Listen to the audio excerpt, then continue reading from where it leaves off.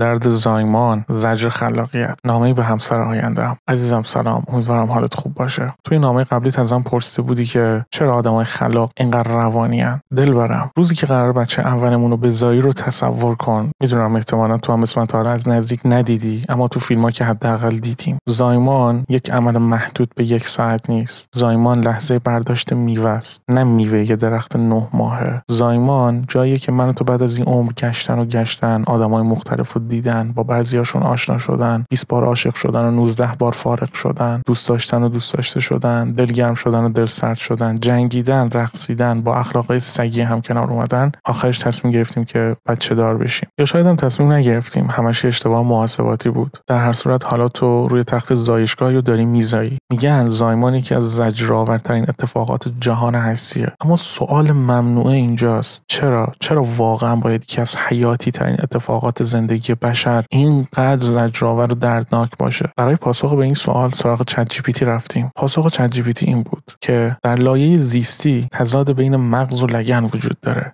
یعنی از نظر فیزیولوژیک علت اصلی درد زایمان تضاد بین اندازه مغز انسان و اندازه لگن مادر است. در سایر پستانداران تولد نسبتا آسان است، چون جنین کوچکتر است، لگن پهن‌تر است و مغز نوزاد هنوز با آن اندازه رشد نکرده. اما در انسان مغز جنین بسیار بزرگ است، لگن مادر باریکتر شده در نتیجه ایستاده راه رفتن بشر و نوزاد باید از کانالی عبور کند که تقریبا به اندازه خودش است. این ترکیب باعث می‌شود زایمان انسان یکی از دشوارترین فرآیندهای فیزیولوژیک در کل زیست جهان باشد. نه این نمیتونه نظر من. فکر نمی کنم که این جواب درستی باشه. حداقل تو کت من یکی نمیره. میدونی چرا نمیره؟ نه فقط به خاطر اینکه من یه INFP ام که یونگ زیاد خونده و نگاه اسطوره‌ای و آرکتایپی و فانتزی دارم به دنیا. نه، دلیلش فقط این نیست. ببین، زاییدن یعنی خلق. زاییدن اون مرحله آخر فرایند خلقه. به خود کلمه خلق دقت کن. هم خانواده چه کلمه دیگه ایه؟ آفرین دختر خوب. خلاقیت. به عنوان کسی که نان و چای و رهن و اجاره خونه‌ش رو از محل خلاقیت به دست میاره، فکر میکنم صلاحیت و مشروعیت کامل دارم که بگم خلاقیت به هر شکلی زجرآوره. یکی از زجرآورترین و دردناکترین کارهای دنیا خلاقیته.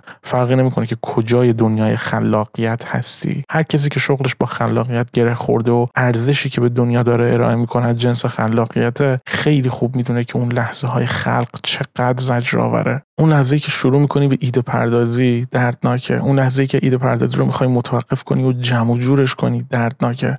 اما زجرآورتر و دردناکتر از همه میدونی کجاست؟ اونجایی که باید همه چیزو سایلنت کنی و درا رو ببندی و بشینی روی صندلی و یه صفحه مایکروسافت ورد جدید باز کنی و شروع کنی به تایپ کردن کلمات. زاییدن واقعی اینجا اتفاق میفته. تمام بدنت مقاومت میکنه، پات بی اختیار تکون میخوره، سرت میخوره. از تو کوچه صدای سنگ فرز و پیکور میاد، گشنت میشه، تشنت میشه، دلت قهوه میخواد، دلت چای میخواد، دلت مهمونی میخواد، دلت دوست دختر جدید میخواد.